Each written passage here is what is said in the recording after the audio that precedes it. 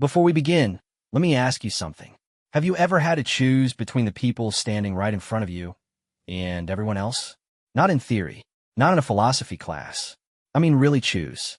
With a clock ticking down, with lives hanging off both sides of the scale. Because that's where we find Captain Sora Vance. She's got 30,000 civilians on her homeworld. She's got the last shot at ending a genocide. And she cannot do both. So here's the real question. What would you sacrifice? Your planet? Or your conscience? Let's find out.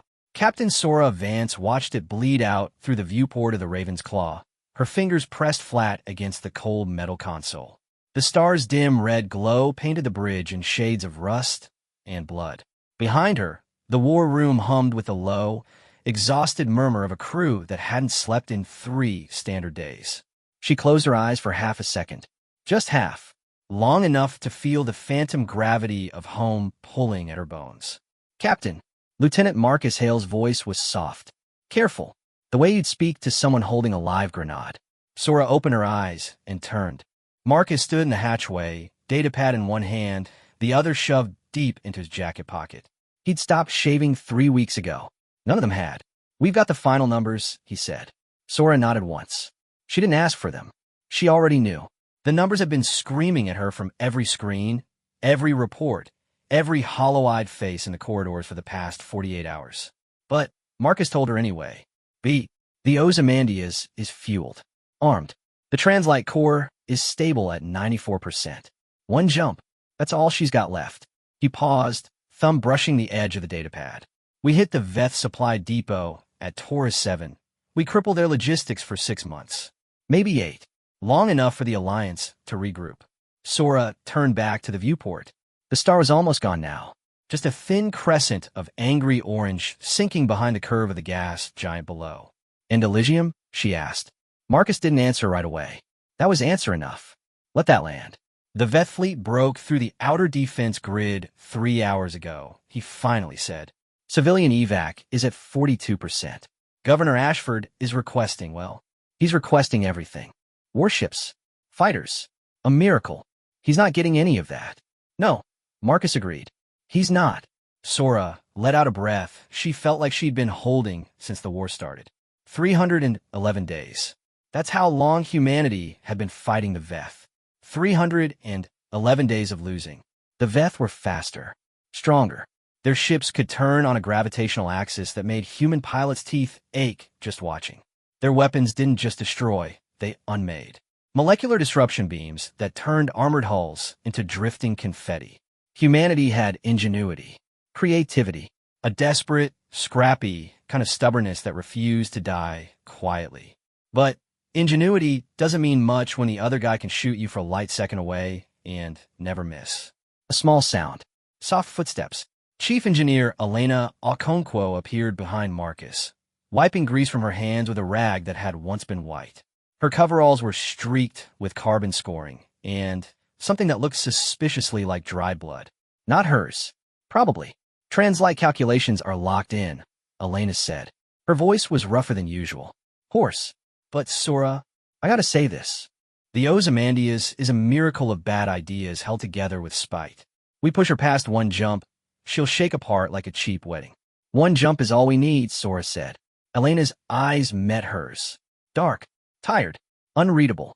Yeah, she said quietly. That's what I'm afraid of. Slower. The bridge fell into silence. The kind of silence that sits heavy on the chest. Sora could hear the life support humming. The distant clang of someone working in the cargo bay. The soft, rhythmic beep of the proximity sensors tracking nothing but empty space. Empty space. That was the problem. The Raven's Claw was a heavy cruiser, stripped down to the bone. Every non-essential system had been ripped out and replaced with ammunition, fuel, and hope. She carried a crew of 217. 217 people between the ages of 19 and 54. Volunteers, every one of them. No conscripts. No press gang bodies. Just people who'd looked at the end of the world and said not today. Sora had personally interviewed every single one. She remembered them all. Private Cale Mendoza, who'd lied about his age. He was 17, not 19, and she'd found out too late to send him home. Lieutenant Jenna Voss, whose wife was 6 months pregnant, and waiting on Elysium. Chief Petty Officer Hideo Tanaka, who played the same 3 songs on a broken harmonica every night and cried when he thought no one was listening. 217 people she was responsible for. 217 people she was about to order into the teeth of the Veth war machine. She turned from the viewport. Slowly, deliberately. "All right," she said. "Get everyone to the briefing room. 15 minutes." Marcus and Elena exchanged a glance. That glance said everything. She's going to give the order. She's going to send us to Taurus 7. We're going to die there, and Elysium is going to burn, and there's nothing any of us can do about it. But it didn't say that. They just saluted, a crisp, human gesture that felt almost absurd in the dim red light of a dying star, and walked away. Sora waited until their footsteps faded. Then, she pulled out her private datapad, the one with the cracked screen, the one that still had a photo of her mother on a lock screen. Her mother, standing in front of the family farm on Elysium, wheat fields stretching out behind her like golden ocean. Her mother, who had refused to evacuate. "I've lived here 62 years, Sora. I'm not spending my last days in some refugee camp on a rock that smells like sulfur. You go in your war. I'll keep the porch light on." Sora had argued, begged, screamed, once over a crackling comlink. Her mother had just laughed. That warm, unhurried laugh that had carried Sora through every hard moment of her life. "You come back when you're done," her mother had said. "I'll make stew." "Beat." Sora closed the datapad. The screen went dark. She tucked it into her breast pocket, right over her heart. Then, she walked to the briefing room. The briefing room was a repurposed cargo bay. Crates of ammunition had been pushed against the walls to make space for folding chairs that didn't match. Someone had hung a hand-painted sign over the main screen. "Humanity. Too stupid to quit." Small smile. Brief. Gone. 217 people looked up when Sora walked in. Some were sitting. Some were standing. Some were leaning against the bulkheads, arms crossed, eyes hollow. They were all young, all tired, all watching her with that particular expression that soldiers get when they know the person in front of them is about to ask for something terrible. Sora climbed onto a crate of high-yield plasma charges. No one commented. They were used to this. "Here's where we stand," she said. "No preamble. No warm-up. The Veth fleet is 3 hours from Elysium. They'll burn the colony to ash. Every civilian, every building, every farm, gone." She let that sit. A few people shifted in their seats. Someone coughed. "We can't stop them," Sora continued. "The Raven's Claw is one ship. They have 30. We'd be a bug on a windshield. But," she held up one finger, "but the Veth supply depot at Taurus 7 is lightly guarded. Their main fleet draws power from those depots. We hit Taurus 7, we destroy their fuel reserves, and every Veth ship in the sector goes dark within 48 hours. No engines, no weapons, no seals." Lieutenant Voss spoke up from the back. Her voice was calm, steady, the voice of someone who'd already made peace with something. "What about Elysium?" Sora met her eyes. Jenna Voss, whose wife was pregnant. Jenna Voss, who'd asked for leave 3 times and been denied each time because there was no one to replace her. "Elysium falls," Sora said. "We hit Taurus 7. We save the war. But we don't save the colony. The Veth will have hours to burn it before their power dies." A ripple. Murmurs. Someone swore quietly. "What if we go to Elysium?" asked Private Mendoza. The 17-year-old. The liar. His voice cracked on the last word. Sora looked at him. Really looked. He had a smudge of engine grease on his cheek and a bruise on his jaw from where he'd walked into an open hatch 2 days ago. He was a child. He was a soldier. He was both, and neither, and Sora wanted to throw him in an escape pod and fire it toward the nearest neutral planet. "We go to Elysium," she said. "We save maybe 10,000 civilians before the Veth surround us and tear this ship apart. We delay the inevitable by a few hours. And we lose the war. Quiet. So those are the choices," Sora said. "The colony or the war. We can't do both." No one spoke. The cargo bay was so quiet Sora could hear the faint hum of the translite core spinning up somewhere deep in the ship's belly. Then Chief Okonkwo stood up. Elena was not a small woman. She was broad-shouldered and solid, with hands that had welded more patch jobs than Sora wanted to count. She looked at her captain with an expression that was halfway between fury and grief.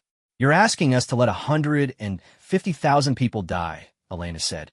My sister is on Elysium. My nieces.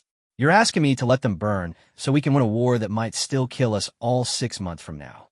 Sora didn't flinch. She'd expected this. She'd prepared for this. Yes, she said. That's exactly what I'm asking. Elena's jaw tightened.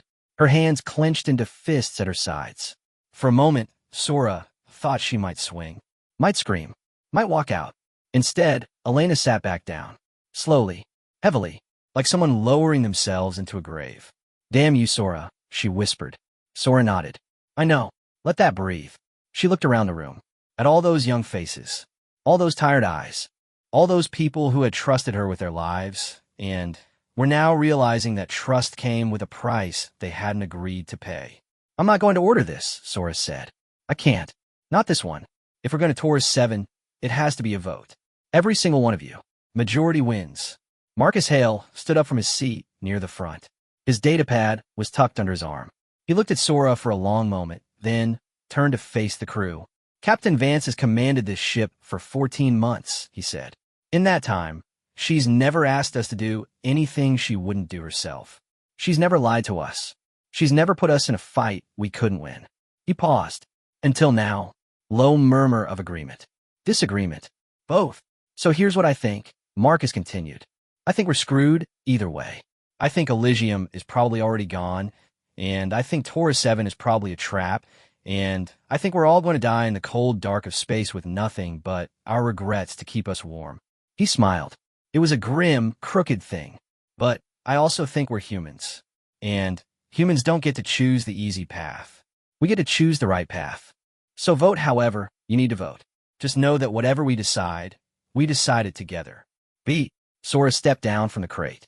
Her boots hit the deck with a soft thud. She walked to the back of the room, leaned against the bulkhead next to a crate of emergency rations, and waited. The vote took 47 minutes. It was not orderly. It was not quiet. People argued. People cried. People shouted over each other in languages that ranged from Standard to Mandarin to Spanish to a half-dozen colony dialects Sora barely recognized. At one point, Private Mendoza and Lieutenant Voss got into a screaming match about duty versus decency that ended with both of them red-faced and breathing hard. But in the end, they voted. 217 people. 132 in favor of Taurus 7. 85 against. Let that land.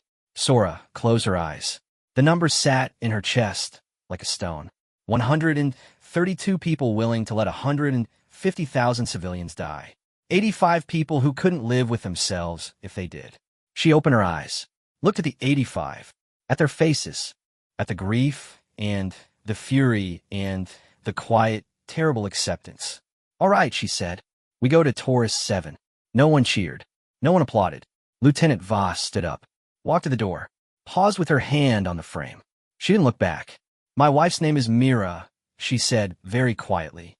If I don't make it back, someone tell her I loved her. Someone tell her I thought about her every second. Then she walked out. Sora's hand moved to her breast pocket, to the datapad, to the photo of her mother. We jump in 6 hours, she said. Get some rest. Eat something. Say whatever you need to say to whoever you need to say it to. She walked out without another word. The corridors of the Raven's Claw were empty. Everyone was in their bunks, or their quarters, or the small, makeshift chapel that someone had set up in Cargo Bay for. Sora walked alone. Her boots echoed off the metal deck plates. The ship groaned around her, that familiar sound of metal settling, of a vessel held together by equal parts engineering and prayer. She found herself at Observation Deck 7, a small room at the stern of the ship, a single viewport, a single chair. No one ever came here except her. Sora sat down, stared out at the stars. Beat. The comm unit on her wrist buzzed. Incoming message. Priority channel. Encrypted. She almost ignored it. Almost. But her fingers moved on their own, tapping the accept button. Her mother's face appeared on the small screen. Grainy. Laggy. The signal was weak this far out. But Sora could see the gray hair. The laugh lines. The warm brown eyes that had looked at her the same way for 34 years. Hey, baby, her mother said. Sora's throat closed. She swallowed. Forced herself to speak. Hey, Mom. I saw the news. They're saying the fleet's not coming. Her mother's voice was calm. Too calm. The calm of someone who'd already made peace with something terrible. Mom, no, listen to me. Her mother leaned closer to the camera. I need you to hear this, Sora. I need you to understand. B, I am not afraid, her mother said. I've lived a good life. I have loved. I have been loved. I have watched you grow into someone who carries the weight of the world on her shoulders and never once complains about the burden. Tears, hot and sudden. Sora wiped them away with the back of her hand. You do what you have to do, her mother continued. You save whoever you can save. And if that's not me, then that's not me. But you do not come back here. You do not throw your life away for a losing fight. You understand? Sora couldn't speak, couldn't breathe. The tears were falling faster now, blurring her mother's face into a smear of light and shadow. I love you, her mother said. I love you more than all the stars in all the sky. Now go, win your war. And when you're old and gray and surrounded by grandchildren, you tell them about me. You tell them I went out with my boots on, looking at my wheat fields, thinking of you. The transmission ended. Sora sat in the dark for a long time. The stars didn't change. The ship didn't stop humming. The universe didn't pause to let her grieve. It just kept going indifferent and infinite the way it always had. She pulled out her datapad, looked at the photo of her mother, of the farm, of the wheat fields that were probably already burning. Then she stood up, wiped her face, straightened her jacket, and went to win a war. The jump to Taurus 7 took 11 seconds. 11 seconds of reality peeling back like skin from a wound. 11 seconds of light that wasn't light, sound that wasn't sound, the terrible wrongness of a universe being folded in half and stapled back together. Then it was over, and Sora Vance found herself staring at hell. She gripped the armrests of her command chair, knuckles white. Taurus 7 was a gas giant the color of bruised plums. Orbiting it was the Veth Supply Depot, a massive ring structure, 3 kilometers in diameter, bristling with docking ports and fuel tanks and weapons platforms. The depot was ugly, functional, built by a species that valued efficiency over aesthetics. And it was packed. Contact, Marcus Hale said from the sensor station. His voice was tight, controlled. I'm reading 20, no, 30 Veth patrol craft, plus 6 heavy frigates docked at the main ring.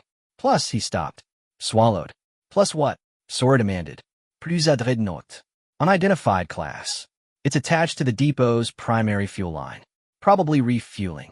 B. The bridge went very quiet. A dreadnought. A Veth dreadnought could take on the Raven's Claw and 3 ships like her without breaking a sweat.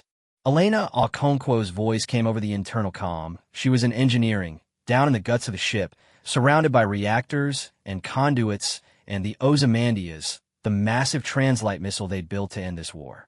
Sora, tell me you're seeing what I'm seeing. I'm seeing it, Sora said. We can't fight that. The Ozymandias is a one-shot weapon. We fired at the depot. We've got nothing left for the frigates. They'll tear us apart before we can jump out.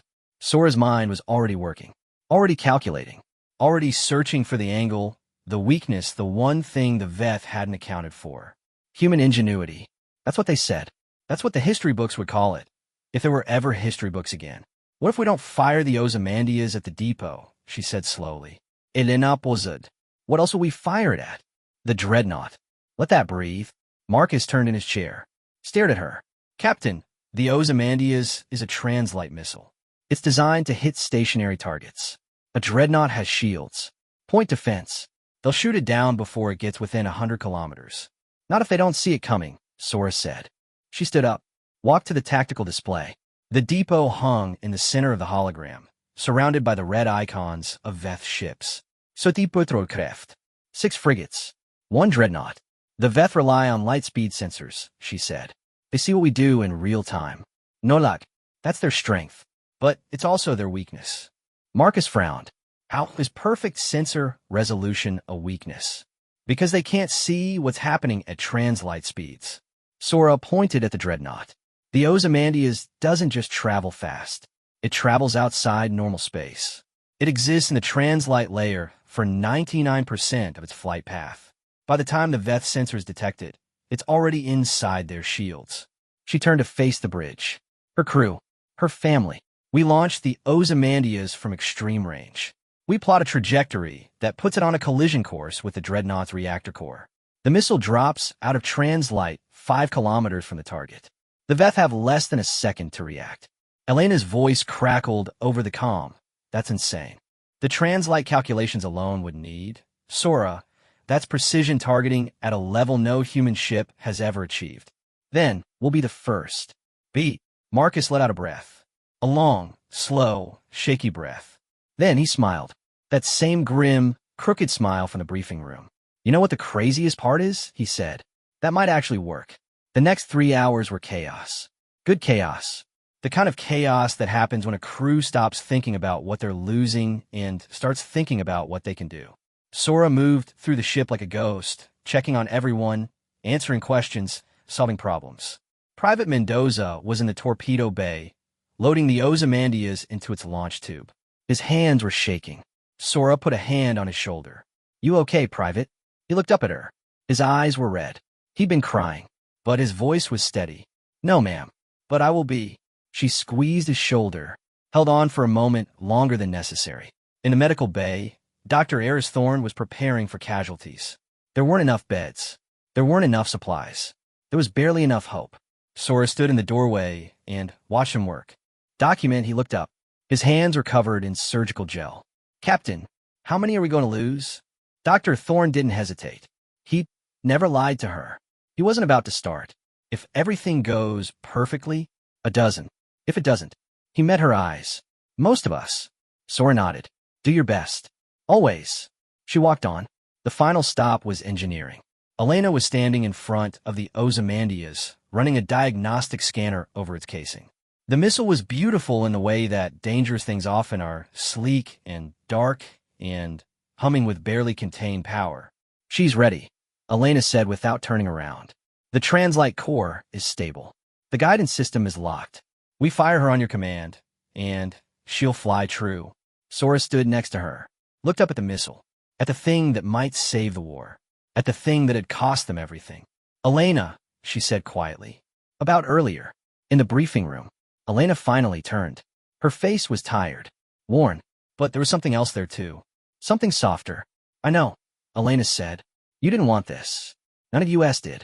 But you made the call. That's what captains do. I'm sorry about your sister. Elena's eyes glistened. She blinked. Once. Twice. Me too, she whispered. Me too. They stood in silence for a long moment. 2 women. A missile. The weight of everything they couldn't say. Then, Elena straightened her shoulders, wiped her eyes with the back of her hand, nodded. Let's go win a war. The launch sequence took 7 minutes. Sora sat in her command chair. Marcus was at sensors. Lieutenant Voss had taken the weapons station. She'd requested it, and Sora hadn't argued. Everyone else was at their posts. The bridge was silent except for the soft beeps and hums of the ship's systems. Translite core spinning up, Elena reported. 70%. 80. 90. Sora's hand hovered over the launch button. Not pressing. Just waiting. 100%. The Ozymandias is armed. Beat. All stations, Sora said. Confirm readiness. One by one, the voices came back. Sensors ready. Weapons ready. Navigation ready. Engineering ready. Sora looked at the tactical display. At the red icons of the Veth ships. At the Dreadnought, still attached to the depot's fuel line. At the 30 patrol craft, moving in lazy patterns around the ring. They had no idea she was here. She smiled. Small. Sharp. Fire. Lieutenant Voss pressed the launch key. The Raven's claw shuddered. A deep, bone-rattling vibration that traveled up through the deck plates and into Sora's spine. On the tactical display, a new icon appeared. Blue. Blazing bright. Moving faster than any human weapon had ever moved. The Ozymandias streaked toward the Dreadnought. And then it vanished. Missile has entered translite layer, Marcus said. Estimated time to target, 45 seconds. Quiet, 45 seconds. That was how long it would take for the Ozymandias to cross the distance, drop out of translite, and impact the Dreadnought's reactor core. 45 seconds for the Veth to notice. 45 seconds for everything to go wrong. Sora counted in her head. 1, 2, 3. The Veth patrol craft continued their lazy orbits. No alarms. No course corrections. They had no idea. 15, 16. 17. Missile is at waypoint 7, Marcus said. 30 seconds to drop. 22. 23. 24. And then, contact. Marcus's voice cracked. The dreadnought is launching fighters. They're moving to intercept. Sora's heart stopped. They saw it. No, I don't think so. It looks like a routine patrol rotation. But they're going to be directly in the missile's path. Beat. 20 seconds. The Ozymandias was still in translite. Still invisible. But when it dropped out, it would emerge in the middle of a swarm of Veth fighters. Point defense cannons would tear it apart before it could cover the last 5 kilometers. Sora's mind raced. Options. She needed options. Can we change a missile's exit point? She asked. Elena's voice came back immediately. No, the trajectory is locked. We change it now, we lose precision. The missile might miss the dreadnought entirely. Then what do we do? Silence. Lieutenant Voss spoke up. Her voice was quiet, steady, the voice of someone who had already made her peace. We give it a distraction. Sora turned, looked at her. Jenna, we're already committed, Captain. Voss's hands moved over the weapons console. The Raven's Claw has 20 plasma torpedoes. We fire them at the patrol craft. Draw their fire. Give the Ozymandias a clear path. Marcus shook his head. That'll expose us. The frigates will see us. They'll return fire. I know. Let that land. Sora looked at the tactical display. At the blue icon of the Ozymandias, still racing toward its target. At the red icons of the Veth fighters, moving into position. At the green icon of her own ship, small and fragile and full of people she loved. 10 seconds. Fire, she said. Voss didn't hesitate. Her fingers danced across the console. The Raven's Claw shuddered again, once, twice, 3 times, as plasma torpedoes launched from their tubes and streaked toward the Veth patrol craft. Explosions. Bright and brief. The Veth reacted instantly. Fighters broke formation. Patrol Kraft scattered. Alarms blared across every frequency. On the tactical display, red icons swarmed toward the Raven's Claw like angry hornets. But they weren't looking at the Ozymandias. Missile dropping out of translite, Marcus said. 3 seconds. 2. 1. Everything went quiet. For one perfect, impossible second, nothing happened. Then the dreadnought died. The explosion was beautiful. Sora had seen a lot of terrible things in 311 days of war. She had seen ships crack open like eggs. She had seen escape pods incinerated by Veth beam weapons. She had seen her own reflection in the visor of a dead soldier and not recognized herself. But she had never seen anything like this. The Ozymandias punched through the dreadnought's hull like a needle through silk. It traveled 5 kilometers in less than a second, burrowing deep into the ship's core, and then it detonated. Translite detonation. The physicists had warned them about it, said it might tear a hole in reality, said it might do something worse. The dreadnought didn't explode. It unraveled. The hull peeled back in ribbons of blue-white light. The reactor core went supernova, consuming the ship from the inside out. And then the shockwave hit the depot. The ring structure buckled. Fuel tanks ruptured. Secondary explosions chain-reacted across the entire facility. Within 30 seconds, the Veth supply depot was a debris field. Within a minute, the frigates were burning. Within 2 minutes, the patrol craft were fleeing in all directions, their pilots panicking, their formation shattered. Let that land. Sora let out a breath. A long, slow, shaking breath. Damage report, she said. Marcus was staring at his sensors. His mouth was open. He looked like a man who had just seen God and wasn't sure if he should pray or run. Captain, the shockwave. It's expanding faster than we predicted. It'll reach us in 40 seconds. Sora's blood went cold. Can we jump? The translite core is still spinning down from the launch. We need at least 2 minutes. Beat. 40 seconds. 2 minutes. The math was simple and terrible. Elena, Sora said. Talk to me. The comm was silent for 3 seconds. 4. 5. Then, Elena's voice came back. Calm. Almost peaceful. Sora, I can reverse the polarity on the core. Give us a short-range jump. Maybe 50,000 kilometers. It'll burn out the drive completely, but it'll get us clear of the shockwave. Do it. There's a catch. There was always a catch.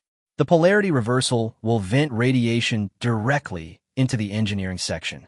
Everyone in main engineering will be exposed. Lethal doses. Sora closed her eyes. How many people are in main engineering? 8, Elena said. Including me. Silence. Elena. No, there has to be another way. There isn't. And we're out of time. You have 20 seconds to decide, Captain. Either we all die, or 8 of us die, and the rest live. Sora's hand went to her breast pocket, to the datapad, to her mother's face. You do what you have to do. You save whoever you can save. Do it, she whispered.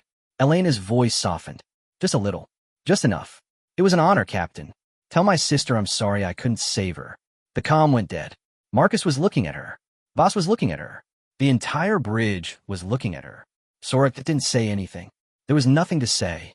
The Raven's claw jumped. The jump lasted less than a second. When it was over, the ship was 50,000 kilometers from the debris field. The shockwave passed them by, a wall of radiation and shrapnel that would have turned them to mist. They watched it fade into the darkness. Sora sat in her command chair, motionless. Damage report, she said again. Her voice sounded strange. Far away, Marcus tapped his console. His hands were shaking. Hull integrity at 72%. Life support stable. Weapons offline. Translite drive is gone. Completely burned out. We're running on backup thrusters only. Casualties? B. Marcus looked up. His eyes were wet. 8 confirmed. Main engineering section. Chief Okonkwo is she's gone, Captain. Sora nodded. Once. Twice. A third time. She didn't cry. She couldn't.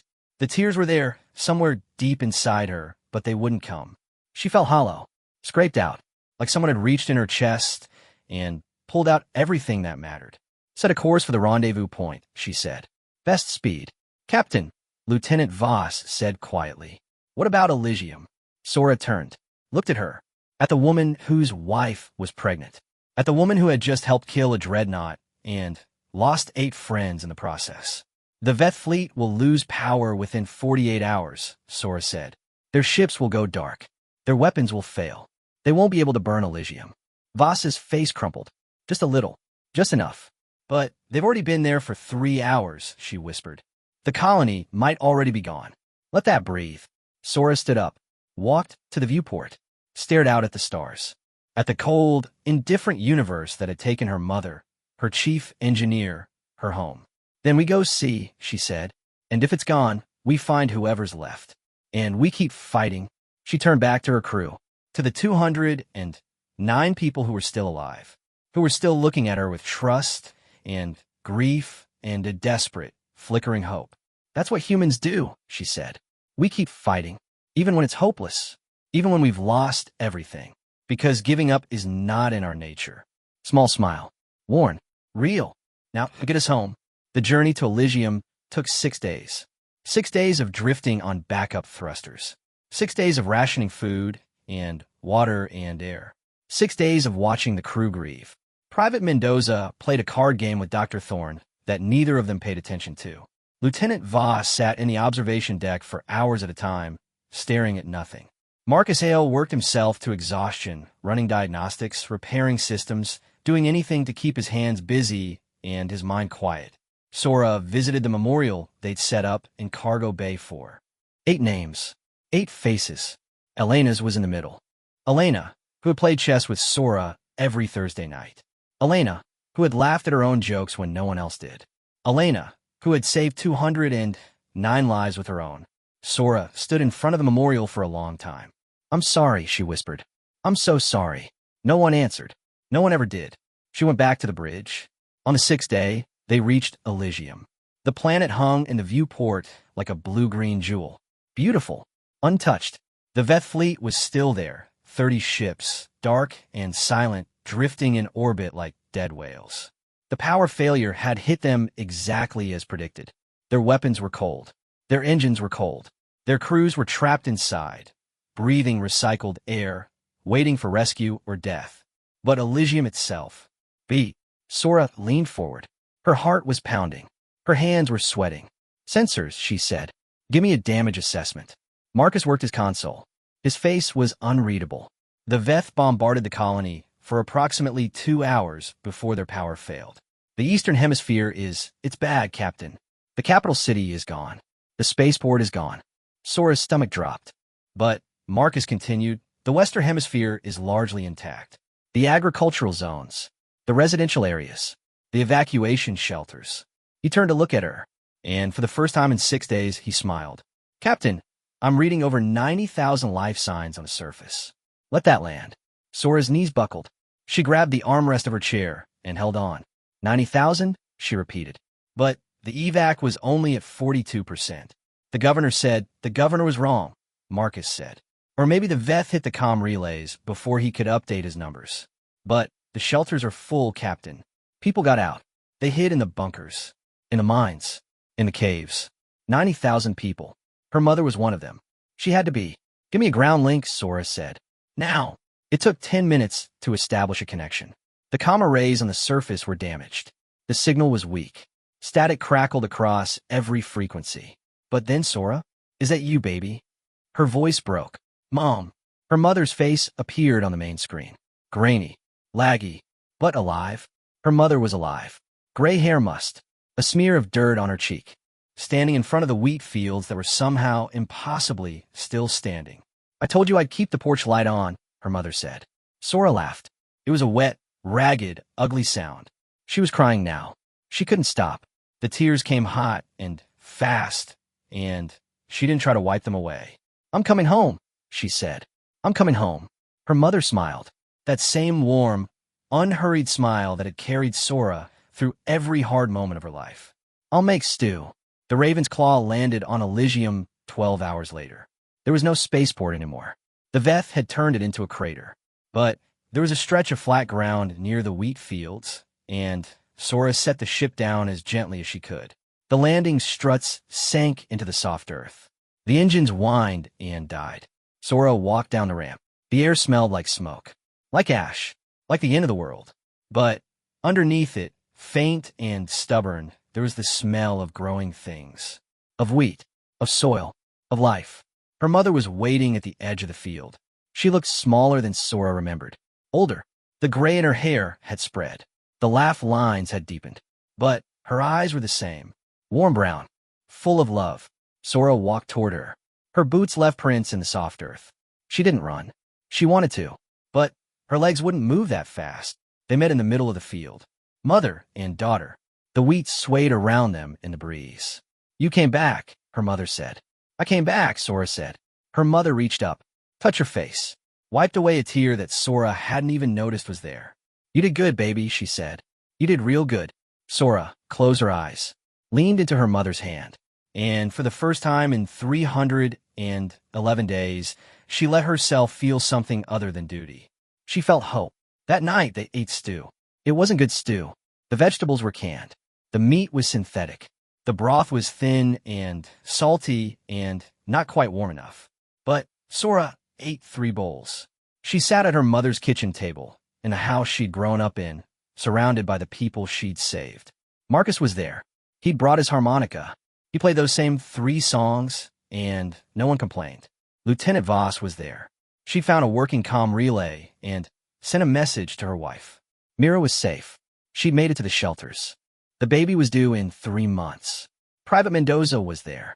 He was eating his 4th bowl of stew. His hands had stopped shaking. Dr. Thorne was there. He was showing Elena's photo to everyone who walked by, telling stories about the time she'd fixed a reactor leak with duct tape and sheer force of will. They laughed. They cried. They did both at the same time. And Sora sat at the head of the table, watching them, and thought about the choice she'd made. She'd chosen the war. She'd chosen to let her homeworld burn. She'd chosen to sacrifice the colony for the greater good. But the colony hadn't burned. Not completely. 90,000 people had survived. Her mother had survived. The wheat fields were still standing. Sora looked down at her hands. She made the hard call, the impossible call, and somehow against all odds it had worked. Not because she was smart, not because she was brave, because she was human, and humans did impossible things every day. They built weapons that traveled outside reality. They made choices that broke their own hearts. They kept fighting when there was no reason to fight. And sometimes, just sometimes, the universe rewarded them for it. B. Her mother sat down next to her, poured her another bowl of stew. You're thinking too loud, her mother said. Sora smiled. I'm always thinking too loud. That's because you got it from me. Her mother bumped her shoulder. Now eat. You're too skinny. Word doesn't look good on you. Sora laughed, picked up her spoon, and for one perfect moment, sitting in her mother's kitchen with the people she loved, she forgot about the war. She forgot about the Veth. She forgot about the 8 faces on the memorial in Cargo Bay 4. She just was. The next morning, Sora stood on the porch and watched the sun rise over the wheat fields. The eastern horizon was dark with smoke. The capital city was gone. The spaceport was gone. 30,000 people were gone. The cost of victory was written in ash and rubble and the empty chairs at tables across the colony. But the sun rose anyway. It always did. Marcus walked up beside her. He was holding a datapad. His face was serious. Captain, we got a message from Alliance Command. They're calling it the Miracle of Taurus 7. They want you to come to Earth. They want to give you a medal. Sora snorted. I don't want a medal. I know. Marcus tucked the datapad under his arm. I told them you said no. They said they're sending a ship anyway. Let them. They stood in silence for a moment, watching the sun climb higher. Marcus, Sora said quietly. Do you think it was worth it? The choice we made? Marcus considered the question. He didn't answer right away. He was a man who thought before he spoke, and Sora had always respected that about him. I think, he said slowly, that we made the best choice we could with the information we had. I think we saved 90,000 people and crippled the Veth war machine. I think we lost 8 friends and 30,000 civilians and a city that can never be rebuilt. He turned to look at her, and I think that's what war is. It's not about winning or losing. It's about making choices that break your heart and living with them anyway. Sora nodded. That's a very wise thing to say for a man who plays the harmonica badly. Marcus laughed. I play beautifully, and you know it. He walked back inside, leaving Sora alone on the porch. She pulled out her datapad, the one with the cracked screen, the one with the photo of her mother on the lock screen. She looked at it for a long time. Then she put it back in her pocket, walked down the porch steps, and started walking toward the wheat field. The war wasn't over. The Veth were still out there. The Raven's Claw needed repairs. The crew needed time to heal. There was so much work to do, so many battles left to fight. But for now, just for now, she was home. And that was enough.